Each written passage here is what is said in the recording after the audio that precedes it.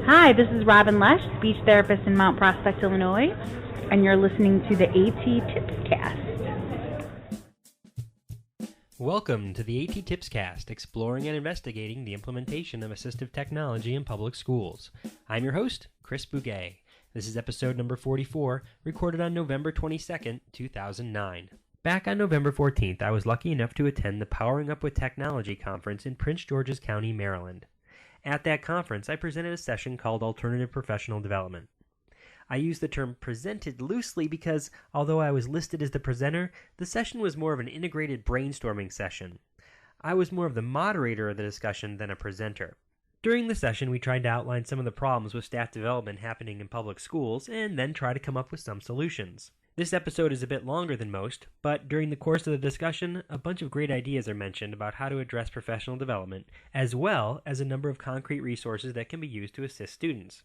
Even though you won't hear me state them as AT Tips in this episode, I'm going to count them as AT Tips anyway. Each resource mentioned in this episode has a corresponding link and AT Tip number for you to check out over at the blog ATTIPSCAST.wordpress.com. Oh, and throughout the session, we collaboratively created a PowerPoint presentation of everything we talked about during the session. I loaded that up on slideshare.net for you to check out, and you can find a link to that complete presentation from the blog ATTIPSCAST.wordpress.com. Enjoy!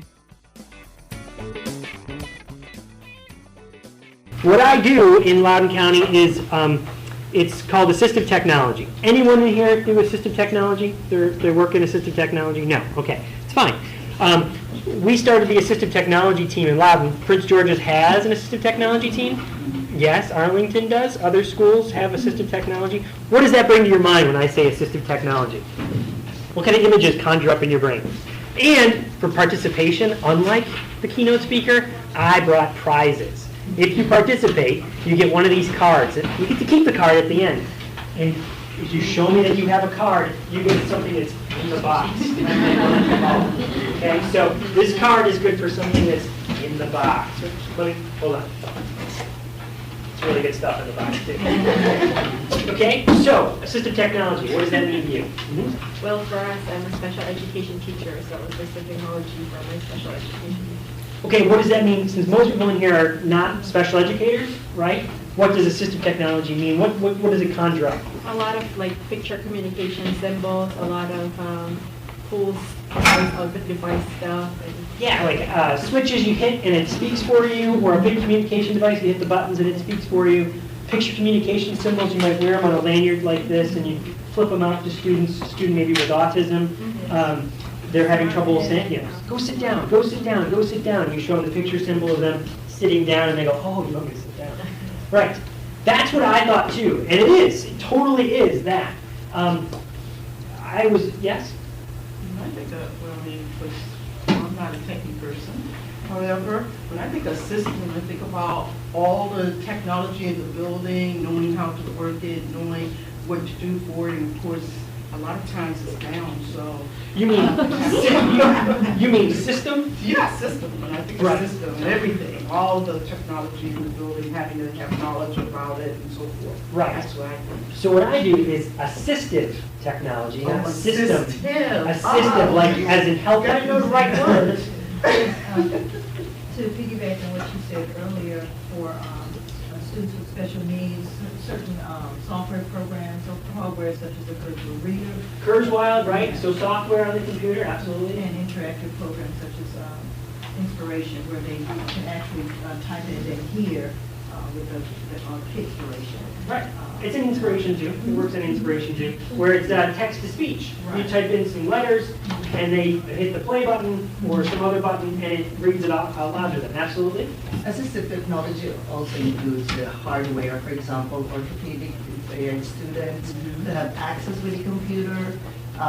Absolutely. We use hardware like the joystick and other hardwares so that they will be able to use the computer and not, the keyboard. So there are devices they will use to, manipulate, to use the computer, to move the cursor without using the keyboard, because we have a lot of orthopedic impaired students who cannot use the keyboard. Then you will use an assistive technology like joystick or something or else. something else, so that they can use the computer Yeah, and mount other it. devices. Exactly. I being the bookkeeper, make sure that the equipment is in the building. Yeah, so Order it's the in the equipment, order the equipment, and make sure that it's in there for the children and teachers to have. So you're going to help with kind of the financial part of it. How do we get the money? How do we keep track of that? Mhm. So assistive technology, I kind of do all that. I do go around and I make sure that some of the technology is working for the students in special education. We come up with different access to the computer. We do communication systems, so where you have either software or a device that you use. That is, when I first started on the assistive technology team 600 years ago, that's what I thought the entire scope of the job was. It was going around helping these students. What I found for the most part was, this I think if we're finding around the country, is that is only maybe 7% of the job. Students who have orthopedic impairments, there are students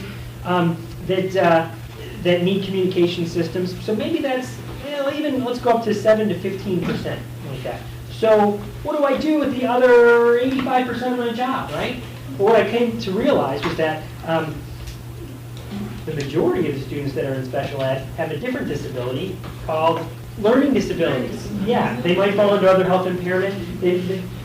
So autism, there's all sorts of other disabilities, but the big, I guess you would say, high incidence is those sorts of learning difficulties. So that took my learning path into a wholly different direction, because now I was starting to use more of the software like inspiration.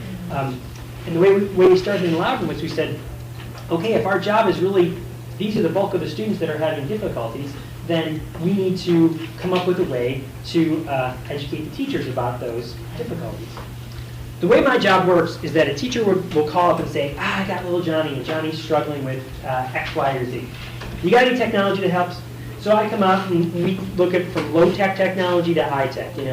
Students having trouble with keyboarding, we might take a CD holder, a little piece of plastic thing, flip it over, take this piece of paper, take this piece of paper, put an alligator clip on it, and now this is what's holding up the paper, so it's easier for them to type rather than it flat on the desk. Right? Low-tech stuff.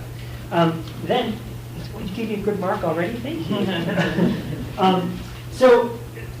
So then we move into the high-tech, is when we've tried a lot of these low-tech things. What other technology is available? And what we found is that we were coming out doing these evaluations. Teachers would call us up, we'd come out, evaluate. We found that over 90% of our recommendations were for things that were already in the classroom. Teachers just didn't know they were there, like flipping over the CD case, or inspiration is on every single computer in Loudoun County. We have inspiration on every computer in the elementary school. But teachers don't know it's there, or if they do, they see it. You go to start programs, you see that long list of things, right? So that took our whole job focus in a different direction, and then the way we do professional development in a different direction. Because now, instead of coming out and doing a workshop on here's one communication device, it's let's do inspiration training for the entire staff. And is that just for special ed? No. Something that makes graphic organizing webs, right? That's for every student. So then we saw we're not really talking to just special ed teachers, we're talking to the general, everybody. That student that you hear might fall through the cracks. Well, you've been in those meetings, right? So if you're a teacher where students struggled, they went through eligibility, they weren't found eligible, but they're still having trouble. So they're not in special ed, but they're still having troubles. We've got technology that can help. Let's talk about how, just today, I just wanted to kind of make this clear that when I talk about professional development, I'm talking about doing workshops for large groups of teachers, not trainings, which are, okay, we've evaluated this student needs this piece of equipment, here you go student, here's your piece of equipment, I'm going to teach this teacher and this student how to use that piece of equipment. Talking about kind of global, county-wide sort of things, okay? Or school-wide sort of things if you work in a school. All right, I need my first volunteer.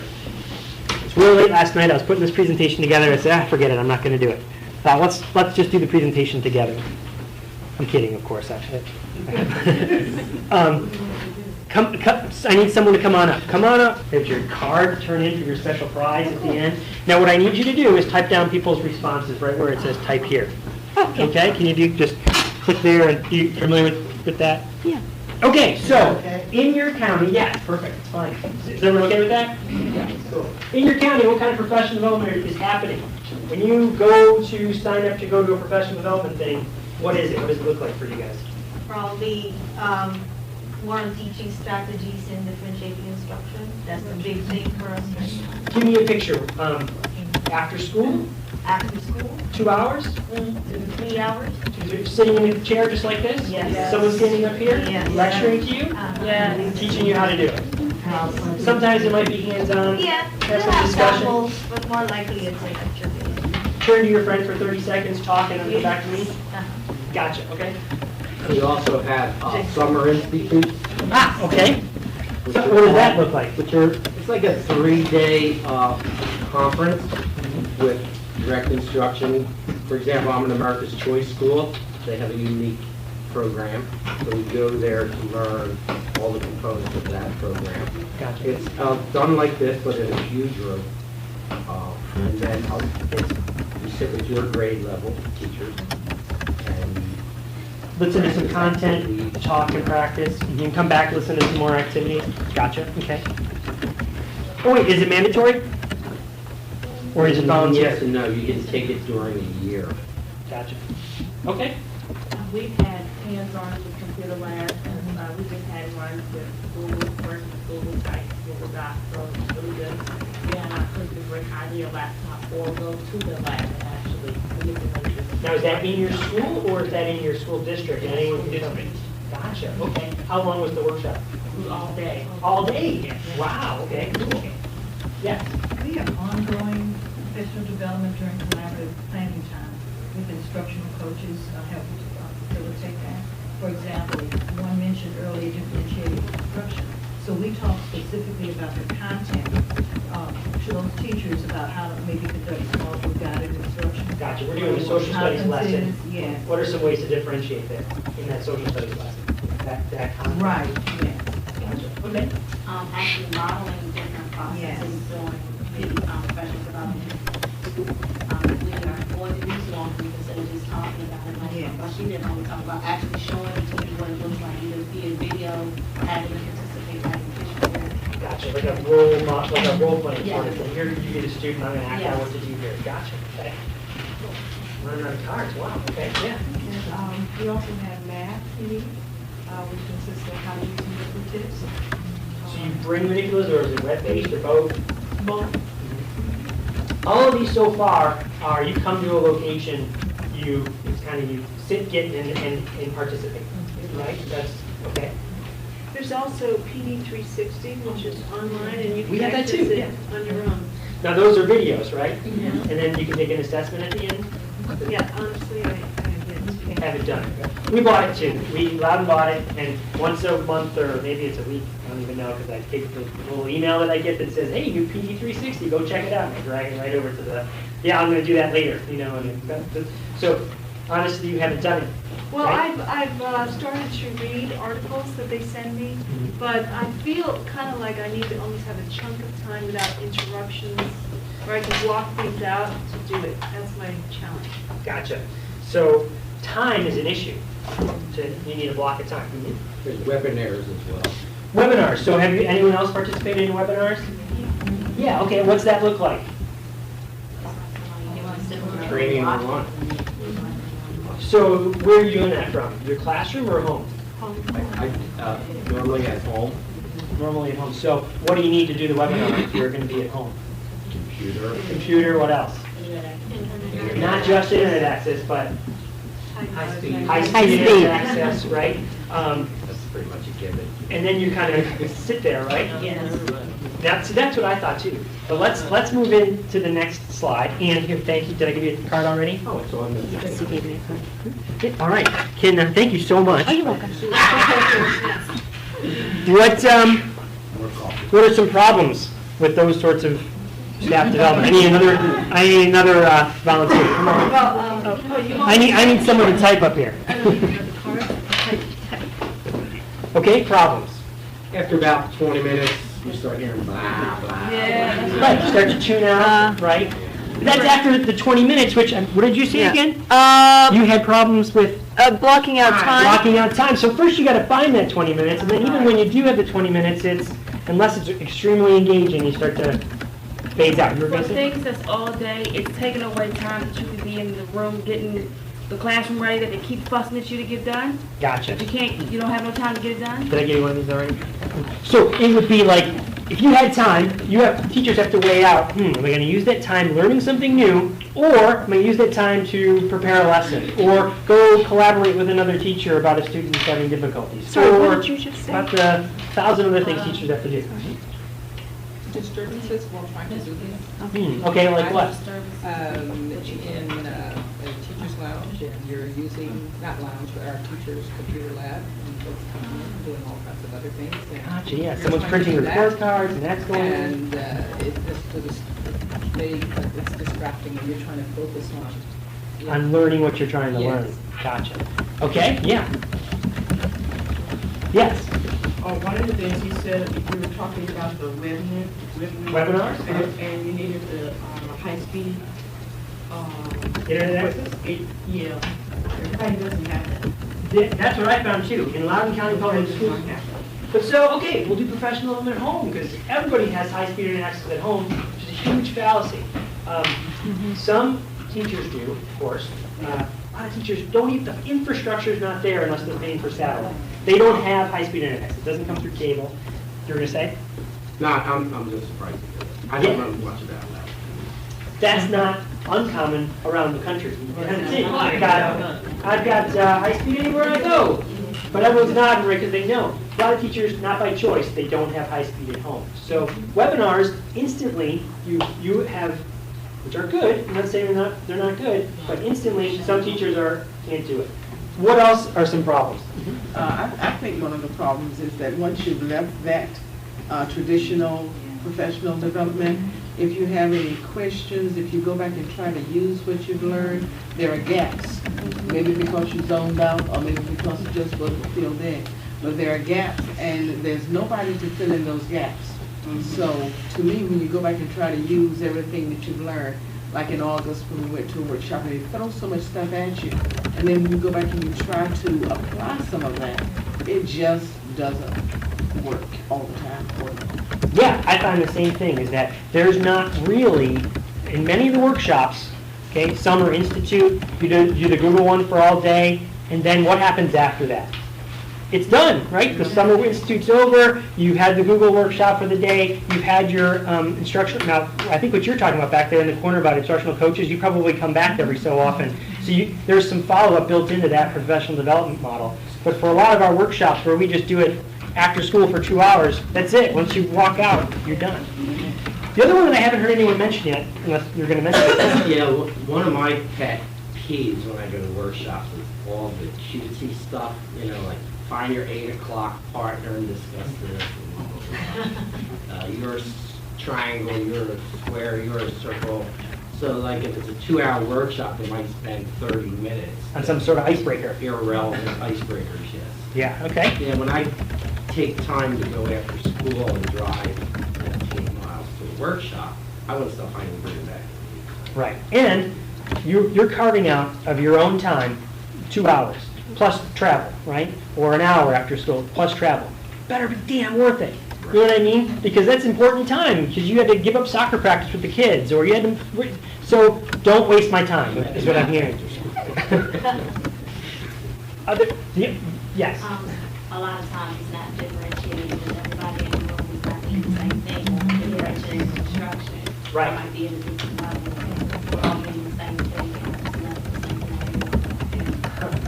Right, so for instance, let's take the keynote today. Everyone was there in the audience, and we're all learning the exact same thing. And if I sat there and I'm like, yeah, I know Prizzy, I've heard of, what were some of the other websites he mentioned? Delicious, I use Delicious, URL. Yeah, tiny URL, I do that. I'm like, what could I be doing in that 15, 20 minutes that he's talking about that? I'm not saying I have answers for any of these things. They were just, I like talking about the problems. It sets a nice framework, I think. As I was sitting there, I was thinking about, when will I have time to do all that? That was my thought. Time, that's the other, okay? So I that's, know y'all had that up there, but my thought on, when will I have time to do that? would everyone agree in what she's saying here, that that's probably the number one thing? Yes. Teachers, and that's the thing teachers will Definitely. say, right? That I just don't have time to do that. Where does so-and-so, where does he find time to do a podcast with those kids, right? I mean, that kind of, but time is the biggest issue. Not saying there aren't solutions to that, but I just want to establish that's the problem. The other one that I haven't heard anyone say is kind of this technology phobia. Some teachers, you know, like, you know, I don't want to touch that thing. All the ones who aren't here today. Yeah, the ones that I'm not going to that unless someone makes me go, right? Yeah. Their fear of it. And just not, they're being uncomfortable with technology. So we're all nodding in agreement that, yeah, there are teachers out there, maybe even, you know, a little bit of us, you know, I mean, I have it too. Like, I don't want to touch that button because I might break it. You know what I mean? Well, okay, that's understandable. Okay, so let's move on to the next one. Thank you so much for your help. The next one is, what are the solutions? So we just talked about all the problems. What have you come up with to combat those? So you were saying one, thought I need someone else to come up here and take some notes. So what are some of the solutions? One is, if I heard you correctly, follow-up. Some sort of follow-up activity, right? So that's solution number one. What else? During what I consider irrelevant stuff that I mentioned, I'm usually reading the book they gave me or something like that. So having some sort of other outlet to get information if you're feeling like it's not valuable to you. So in this case, like today, if you were like, yeah, okay, I know about TinyURL, and you're playing that video. Now for everyone in the room that doesn't know about TinyURL, rock on, Tony. But for me who knows about it, we go Google one of his other, check out, you know, tonyvince.info right now and see what else is there. You know what I mean? So you're maximizing that time. Okay? I think it's more beneficial if it is hands-on. Hands-on. Just sitting there, sit and get. Yeah. Not as good as hands-on. Yeah, I mean, hands-on is more productive. For example, if you're teaching technology to another person, so I think it would be differentiated. Even though you have a certain objective, but if you can see this person, you know, you can easily adjust. Unlike if it is just, you know, just sitting here and listening to you, you don't know what are the needs of the people sitting here. You know what that sounds like?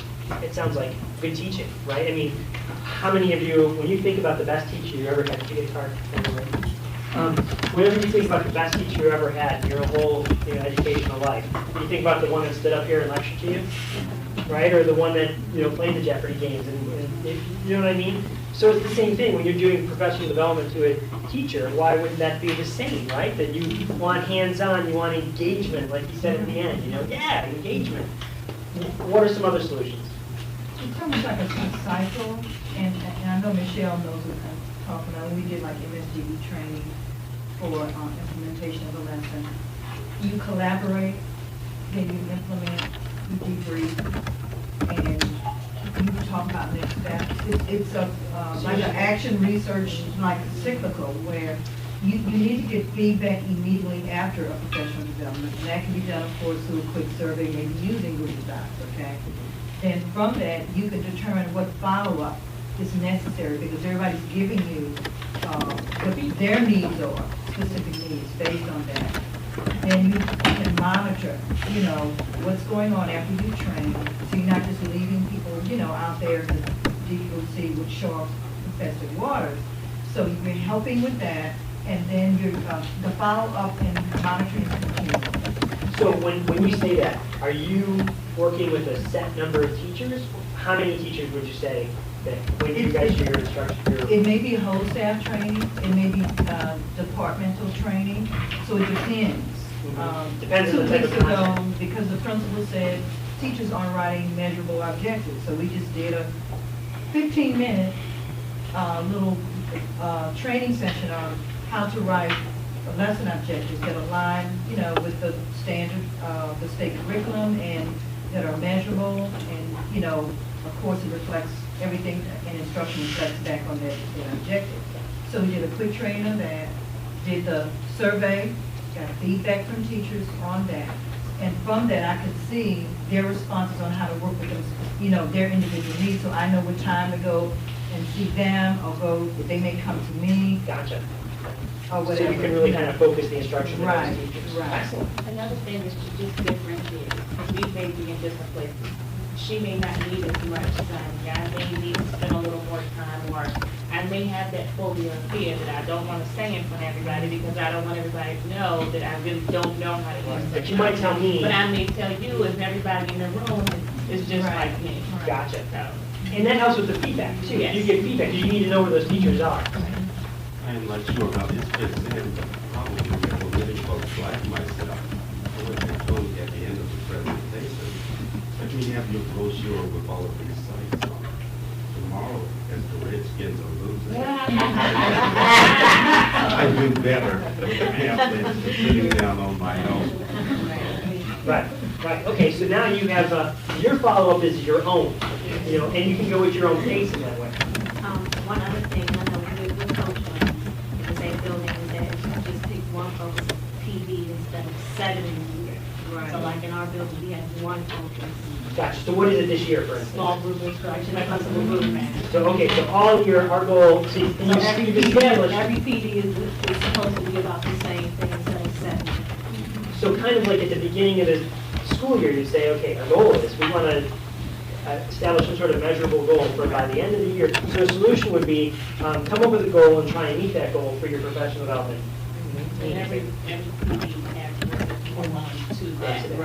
Instead of everything at one time. Gotcha. Is that how your staff development days work? How about in the rest of the county? Do you have them parceled out throughout the course of the calendar, or are they just at the beginning of the school year? All year. It's all year. Including summer. All year. That's nice. Yes. Well, just to piggyback on what everybody said, just some actual conference, what went right, what went wrong, let's talk about the challenges, let's talk about the successes. Gotcha. So some discussion afterwards. Yes, the discussion and follow-up, the monitoring after the actual practice of the experience, the implications. Gotcha. And then, okay, so you've gone out, what you've practiced, you've come back and said, okay, here's what's working, here's what's not working. This was not, okay, how can we fix it, that kind of thing, you know, reflection type of conferencing, and I need my card, because You don't have a card. Here's what I think about that. I think that's awesome. I think that's good, and I think it's easier to do if you have groups. You know what I mean? So if you're trying to do staff development for the entire county, who are you discussing with? You know what I mean? But if I have this, you said buddies, you know, if you can talk with. well, like when we have a teacher, we have that same group Yeah, coming back, so you have that time to reflect. Excellent, excellent. I might be on card, but doesn't mean you're not getting one if you participate. You're not getting something from the box. Yes. And it's important that you collect data. And that's so important because it's going to be that's power. When they actually see the effectiveness of the training, they're implementing these strategies that you train them, and they're collecting, you know, the quantitative and quantitative data so that when you see this, you can see, and then you have to revisit that. It's ongoing. And you say, okay, as a result of, you know, what we see here in the data, we know now if they need additional training, or if we need to go on and as they were saying, now we need to differentiate and do something else, build on top of it. That sounds exactly what the teachers do in their classroom, right, with their students. So it's kind of just, yeah, I agree, 100%. What I found too, though, in some buildings, like he talked about doing the surveys to get the information of what the audience actually needs, or collecting the data, but then not necessarily using the results of the feedback to actually provide instruction that will be useful to the students or the teachers in turn. So it's like you're collecting all this information, but you're not really utilizing it. And wouldn't it be better if you could do that, not better, but, well, maybe better, to take that information, and you don't have to synthesize it yourself, but you bring it back to your buddy, your small group, and now we're kind of looking at all this data together. Oh, here's what I see, you know, because it can be interpreted in different ways, and yeah, okay. Thank you for your help. Does some of that help as far as answering? Okay, let me tell you a little story. Loudoun County Public Schools Assistive Technology team, we decided we're going to go out, we're going to do workshops on technology. One of our big focuses was a workshop called There Be Diamonds in Them Dare Dells, or There Be Gold in Them Dare Dells, which meant we went around, we did workshops for, it's done at 12, right? Yeah, okay, so I had 10 minutes. I'm going to skip that story. Let's just.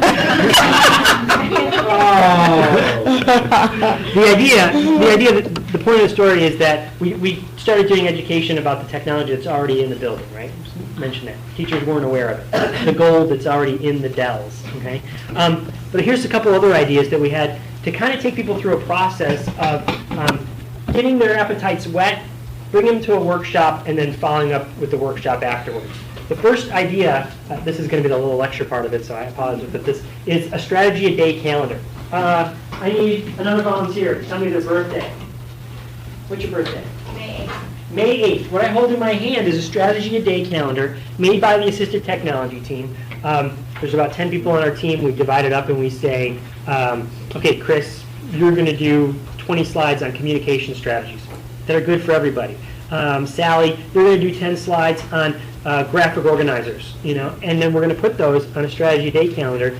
This is made at our vocational center, so students, we print it up, and then the students cut it and glue it, and it goes out to every special ed teacher. Special ed teachers got it the first year, and they said, oh man, general ed teachers said, hey, that's a strategy I can use, that's a strategy I can use. Let's see if May 8th, let's see what it is. May 8th is Podcast Spotlight, the ASHA podcast, the American Speech and Hearing Association. Strategies in the podcast that can be used to help the entire classroom. How about another birthday? Let's take another look at strategy. Yeah. October 9th. October 9th. Turn to October 10th. October 9th is MS Office 2007. Loudon just moved up to Office 2007. The Quick Access Toolbar. I don't know if you have Office, but way up here, it's kind of off the screen, there's a Quick Access Toolbar. It says teachers, here's what Quick Access Toolbar is. So what teachers have been doing, wait, let's do one more. What's your birthday? August 13th. August 13th is not in here because, School year. because it's not in the school year. But let's just do the very first one, which would be August, 20th for us. Educas is a website that it has a little description of what that website is. So every day teachers get a new strategy. They like them, they post them up on their board, right? Or they put them on a little key ring, or they toss it if it's not useful for them, if they find it's not useful. So many general educators were seeing what the special ed teachers had. They said, where do I get myself one of those? They said, well, we don't have enough money to print all these and give them to every teacher in the county. But what if we gave our technology resource teacher the digital version? They put it up on the teacher desktop. So now, every day a teacher logs in, the thing they see in the background is the strategy a day. The other thought, I'm sure someone's having it, hold on, let me read your mind. Okay. When do I have time to make one of these? Right? But if you took a group like speech therapists, or you took your technology resource teachers, and everyone did 5, 10 slides, how many you get, you could put something together, all throw it in one place. You heard the Google Docs with the presentations, everyone could put it in one place, and boom, you're done, One other thing is that with our new version of the calendar, we have something called the multimedia version, which many of the many of these, see the little icon right there? Many of the pages have this little icon. What was happening is we'd say, go make this great inspiration website, or go make this great graphic organizer and inspiration. Here's how you do it. That's what the slide said, right? They rip it up, teacher would read it, go make it. And teachers would say, I don't have time for that. Can't you just give me the template? Why do you have to tell me how to make it? All right, here's how to make it. And if you click on this link, it'll take you to one that I've made. So you can use this as a template. Not every slide has them. Some of them have templates. Some of our little videos we've made. Here's how you use, I don't know if you heard the website Voki. Voki's got these, you can make these little talking heads. Or Blaberize is another one. So Blaberize, you take this picture of Abraham Lincoln, and students can record their voice over their mouth. You know what I mean? Like the mouth is moving. So we made a little video of that happening, so teachers would go, oh, I see how I can use it. So strategy a day calendar. Guess what else is in the box? More strategy a day calendars. So if you have your you see? Okay, now second strategy is, you heard her talk about YouTube videos, right? And I heard someone yell from the back, YouTube's blocked, right? And then you show exactly how you get around it, right? Which is too bad that we have to figure out ways to get around it. But the idea there is simple, right? Videos People like videos. People like to sit and watch videos for 30, 40 minutes, right? No. No. 2, 10. I'd say after you get over 5 minutes, you start to phase out. People start to get a little fuzzy, which is Unless. it's super engaging and it's super funny. And Robin Williams Super is funny. I was teaching a class, teaching a class international foods and teaching about food in Japan. Had the laptop hooked up to, and the kids, after I showed them one, I went back to my desk to do something, to give them something, and I clicked on another one. I could barely get them off of YouTube because they had found funny ones. So we took the same exact concept. We took videos, short videos, tried to make them fun. We really hammed it up because the funnier the better, to teach the strategies. And rather than put them on the web, because a lot of teachers don't have access at home and they're saying, how do I find time to watch these videos? Because they're not doing it at school, we burn them to DVD. Plus, that eliminates that teacher that says, I don't know how to do that. Every teacher knows how to do a DVD, right? They can put a CD in. Is there any teacher that you know that doesn't know how to actually, maybe one, right? But for the most part, the idea here is use the technology they know, DVDs, to teach them the technology they don't know. Websites, whatever the teaching strategy is. So, we put them on DVDs. This works just like Netflix, if you're familiar with Netflix. Teachers go on to, we use My Learning Plan. I don't know if you have the same sort of website, but teachers would go on, they'd see a description, they'd say, okay, I want to check out A.T.TIPSCAST 2, which is a spin-off of Entertainment Tonight. And that's actually how they had the idea. We watching Entertainment Tonight and said, that's how you reach teachers. These 2-3-minute segments, Here's a 2-minute segment about what Lindsay Lohan wore to the Oscars or whatever, and it's that short. Let's do the same thing educational. YouTube is hugely popular. Let's do the same thing for educational videos. These are on our website also, so this is something you can access from the website, and I'll give you that URL in a second. But so teachers check out the DVD, they take it home, they sit on their couch, they get in pajamas, sit on their couch, open their bottle of wine, and now they're doing professional development from their couch, right? What's your favorite TV show? Grey's Anatomy's House, right? Okay, you're watching Grey's Anatomy, you're watching House, commercial comes on, you flip over, you watch one video, and by the time the video is over, you're back, you haven't missed an insult, right? We pitched this to our professional development guy, and we said, hey, can we do this and give teachers credit for it? And he said, well, Chris, how do you know they actually watched the video and they took anything away from it? So we came up with a little question booklet, watch the video, answer these questions, and you get an hour worth of staff development credit. This has been our most popular workshop because we were doing those Dare Beats Dell workshops. People drive to our sit-in chair, and we found we get a lot of teachers to sign up, but not a lot of teachers to show up. So this, people can just do it at their own leisure. There's one quick story about this DVD. Teacher driving on her way to the beach. She's got her DVD on her laptop as her husband's driving. Hey, honey, what are you watching over there? We're doing staff development. On the way to the beach. Okay, one other thing that I will show you is, this is the advertisement part of the workshop, is I do a podcast called the A.T.TIPSCAST, Assistive Technology, Tools in Public Schools. That's mine. I do it after school. And the idea is, right, teachers don't have time, right? But what does every single teacher do? Watch TV. Yeah? What else? Get on the computer. Email. Drive. Almost every, especially here, right? Unless, right? Yes. So everyone's in the car and everyone's commuting. What if you take podcasts like the Radio Web podcast or the A.T.TIPSCAST? There's tons of podcasts with people giving out strategies for free. They don't know what podcasts are. I don't know what podcast is. You got, maybe 80% of teachers are not familiar or not sure what that is. Burn it to a CD, again, using the technology they know to teach them the technology they don't. Everyone knows how to put a CD in their car, right? They're doing the dishes at night, throw this on, doing the dishes, and now you're listening to the strategies, right?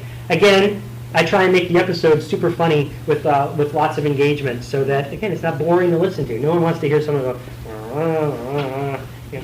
We just, knowing that, I took all of my, so many of my episodes, put them into volumes. They're all free. You can download them all from iTunes or from these websites. And I've made question booklets, just like the ones in the DVD. So now teachers could they're driving home. Before they get out of their car, they answer 2 or 3 questions about the episode. They turn this back into you, and now they get professional development points for having participated. Okay? It's A.T.TIPSCAST. Again, the strategies are not, here's a communication device that a handful of students will use. It's stuff that will benefit all students.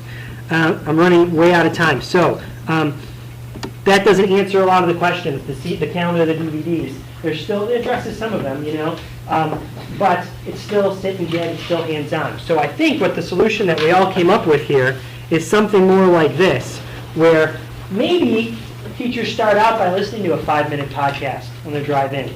Then they do the workshop, or maybe they have some discussion about it. In the end, they create some sort of product, and then it starts all over again with either the next thing, or you move on from there. Does that look like a good model? Yeah. Does it look like something you would be interested in doing? Because it's a little more than just I sat there for 2 hours. Cool. The website for the videos is just, you go to Loudoun County Public Schools, and you just click on instructional. It's the link right on the right, and you'll see the videos there. Click on what? Instructional. I have links to them on the blog too, the A.T.TIPSCAST blog. So you'll find it right there too. My last post has a link to them as well. So that's it. I'm out of time. Come on up with your cards, and you can choose what you'd like. I have CDs that you can take, so you don't have to burn them yourself. I have DVDs, and I have calendars. So come on up and get what you'd like. And I hope you enjoyed the presentation.